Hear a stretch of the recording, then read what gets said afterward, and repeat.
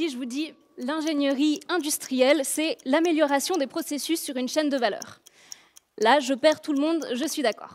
Bonsoir à toutes et à tous, je m'appelle Garance Renaud et aujourd'hui, j'ai 3 minutes pour vous récupérer sur cette question. Quand j'ai fait ma matu gymnasienne, j'ai décidé de venir ici à l'HEIG pour devenir ingénieur. Mais quelle sorte d'ingénierie? Eh bien, j'ai découvert une filière que je ne connaissais pas du tout, qui s'appelle ingénierie et gestion industrielle. Le mot industriel m'a fait un petit peu peur, je vous l'avoue, mais je n'ai pas très bien compris non plus les métiers qui en découlaient. Après, j'ai découvert que cette filière nous permettait d'être des ingénieurs qui soient généralistes et on va résoudre des problèmes complexes en entreprise grâce à plusieurs outils, des outils techniques, du management humain et de l'économie. Ça m'a beaucoup plu et j'ai décidé de me lancer. Et voilà, 3 ans plus tard, je me retrouve dans cette eau-là à vous présenter cette filière. J'aimerais commencer par vous poser une question. Est-ce que tout le monde ici a un frigo chez soi? Oui, c'est parfait. Du coup, quand notre frigo il est vide, qu'est-ce qu'on fait? On va faire nos courses.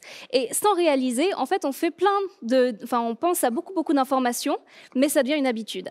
Par exemple, quel magasin choisir? Est-ce qu'on décide d'aller à la Coop, à la Migros, Lidl, Aldi? Ça va dépendre des prix, ça va dépendre des produits qui sont présents.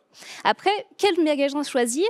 On va se décider où aller. Donc, on va regarder la localisation du magasin, les horaires. Une fois sur place, on va faire attention à la quantité de nourriture qu'on va acheter. Si on achète trop peu, on va devoir revenir le lendemain et c'est pas cool. Si on achète trop, on n'aura pas de stock dans notre frigo pour tout mettre et on va devoir potentiellement acheter un deuxième frigo, ce qui est un petit peu excessif.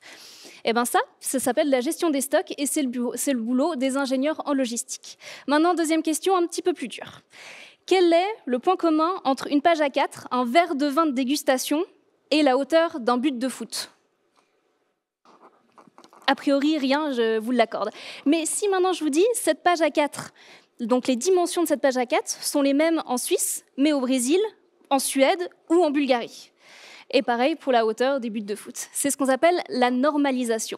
Et donc, qu'est-ce qu'une norme? Une norme, c'est une liste de critères auxquels on va devoir répondre. Il y a des critères techniques, mais maintenant, en 2022, il y a aussi des critères très importants, comme les critères environnementaux, les critères liés à l'énergie, ou encore les critères liés à la santé et la sécurité des personnes qui travaillent en entreprise. Et donc, le travail d'un ingénieur en qualité, ça va être de faire correspondre ces normes aux produits qu'on va produire. Donc nous, en cours, qu'est-ce qu'on fait concrètement? En fait, on apprend beaucoup d'outils techniques et d'outils non techniques. On apprend aussi beaucoup de vocabulaire. Pourquoi de vocabulaire? Parce qu'en fait, nous, dans notre métier, on va être une plaque tournante en entreprise et on va discuter avec plein de départements. On va discuter avec le marketing, on va discuter avec les finances, on va discuter avec les opérations, la production. Et pour ça, on doit avoir les outils en nous. Donc voilà, si vous voulez faire partie de cette filière, vous êtes la bienvenue.